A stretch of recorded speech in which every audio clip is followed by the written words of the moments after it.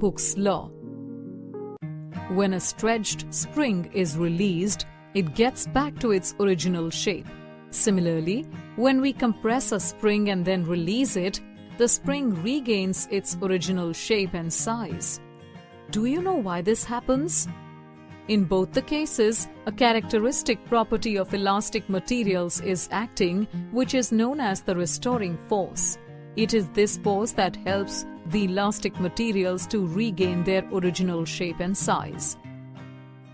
When we are stretching the spring, the deforming force will act in the outward direction and the restoring force will act in an opposite direction, that is, in the inward direction.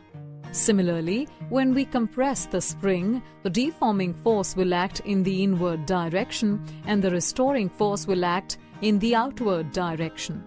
The restoring force will always be equal in magnitude and opposite to the direction of the deforming force. The restoring force per unit area is known as stress.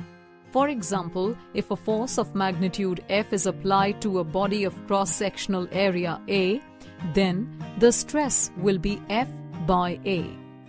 The SI unit of stress is Newton per meter square and its dimensional formula is ml raised to the power minus 1 T raised to the power minus 2. Stress can be classified into three types, that is longitudinal stress, tangential or shearing stress, hydraulic stress. Let's understand them in detail. Let us do an activity to understand the longitudinal stress. Take a cylinder made up of clay and stretch it from its two ends so that the applied forces are normal to its cross-sectional area. You will observe that the length of the cylinder has increased. In this case, the restoring force per unit area, that is stress, is called tensile stress. Now take another cylinder of clay and compress it from both the sides. In this case, the length of the cylinder has decreased and the stress in this case is called compressive stress.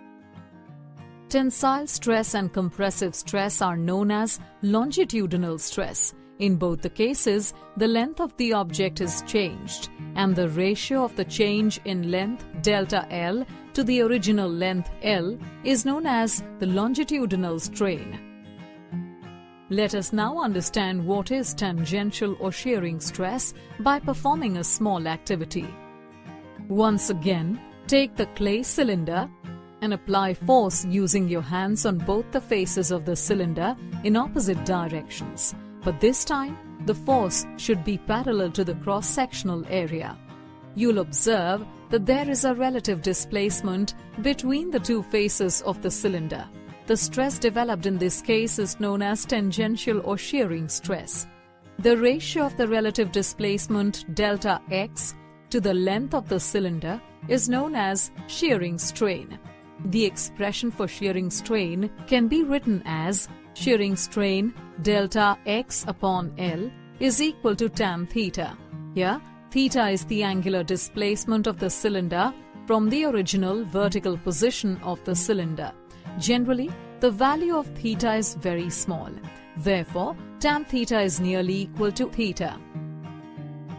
Now, let us understand what hydraulic stress is. Take a solid sphere ball and place it in a fluid. Under high pressure of the fluid, the ball is being compressed uniformly in all directions.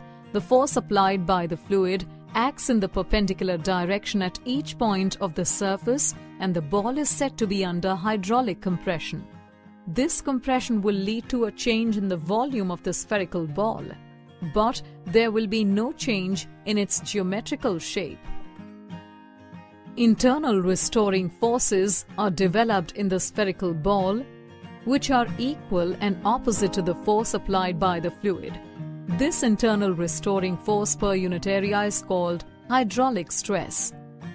The magnitude of this stress is equal to the magnitude of the applied force per unit area.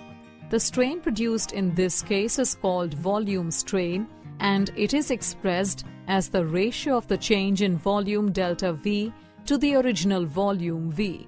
Strain has no units or dimensional formula because it is the ration of the change in dimension to the original dimension. The mathematical relation for stress and strain was given by an English physicist, Robert Hooke. He performed experiments on springs and found that the elongation, change in length, produced in a body is proportional to the applied force. He presented his law in 1676, which is known as the Hooke's law. The Hooke's law states that the strain in a solid is proportional to the applied stress within the elastic limit of that solid. Thus, stress is proportional to strain, or stress is equal to K into strain, where K is proportionality constant and is known as the modulus of elasticity.